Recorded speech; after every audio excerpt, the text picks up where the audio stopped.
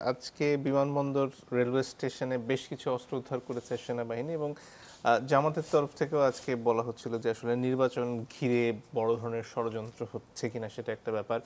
এর আগে বেশ কয়েকটি অগ্নিকাণ্ড পরপর, তার মধ্যে একটা একেবারে বিমানবন্দরের মতন গুরুত্বপূর্ণ জায়গায়। এগুলোর আসলে সরকারের তরফ থেকে কোনো সংযোগ আপনারা দেখছেন কিনা? না, যেমন এই আজকে যে অস্ত্রগুলো উদ্ধার পাওয়া হলো, এটা আমি যদি ব্যক্তিগত ওপিনিয়ন দিই, এটা প্রচণ্ড alarming, there is no doubt about it. কিন্তু এটা তো আবার মানে weren't we hoping for this, এইরকম মানে ডিসরাপশন ক্রিয়েট করার জন্য তো আমরা বহু মাস ধরে বলে আসছি যে, এবং সবাইকে কিন্তু আমরা বলছি যে এটা কিন্তু হতে পারে। আমাদের মানে শত্রু তো একদম তাকিয়ে আছে, তাদের কাছে প্রচুর টাকা আছে, তারা এই দেশটাকে ডিস্টেবিলাইজ করার জন্য বাই হুক বাই ক্রুক যে কোনো লিমিট পর্যন্ত যেতে পারে। সো আমি এটাকে অত্যন্ত আতঙ্কিত একটা ঘটনা হওয়া সত্ত্বেও আমি এটাকে অস্বাভাবিক দেখছি না। আমি বরং গ্ল্যাড যে এটা ধরা পড়েছে, এবং আরও এরকম যারা যারা যে ধরনের এলিমেন্টস যদি ধরা পড়ার যা আমি আশা করবো যে সব তাড়াতাড়ি ধরা পড়বে। আমাদের আইনশৃঙ্খলা বাহিনী এখন আগের চেয়ে যথেষ্ট সোচ্চার হয়েছে, তারাও যথেষ্ট ইনভেস্টিগেশন করছে, এবং এই যে পরপর আগুন লাগলো, আগুনের যে ঘটনাগুলো, এটাও তো খুব একটা স্বাভাবিক ঘটনা না। আগুন কাদের সিগনেচার এলিমেন্ট সেটাও তো আমরা জানি, কোন আজকে তো গান পাউডারও পাওয়া গেছে। এক্স্যাক্টলি। সো আমি এটাকে আতঙ্কের একটা ঘটনা অবশ্যই, কিন্তু এটা আমি অস্বাভাবিক বলবো না।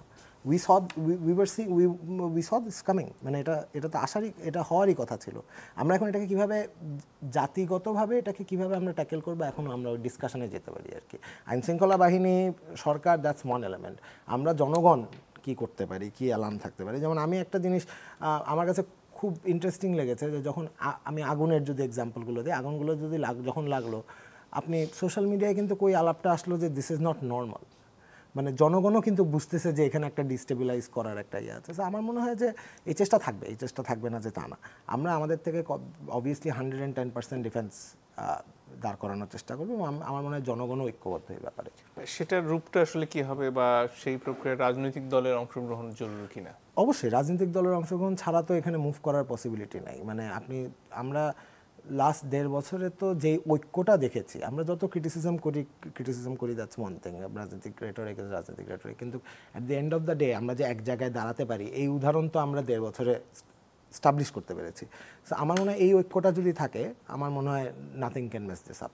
চেষ্টা চালাই যেতে পারে, বাট এই ব্যাপারে আসলে ঐকমত্য কমিশন তো সংস্কার নিয়ে আলাপ করলো, কিন্তু রাজনৈতিক দলগুলোর সাথে এই নির্বাচন ঘিরে যে আশঙ্কাগুলো, সেটার ব্যাপারে কি আলাপের কোনো প্রক্রিয়া আছে? সেটা কিন্তু সারাক্ষণই আলাপ হচ্ছে। এই যে লাস্ট 1 উইক আগে যে রাজনৈতিক দলগুলোর সাথে বৈঠক হলো, ওখানেও এসছে।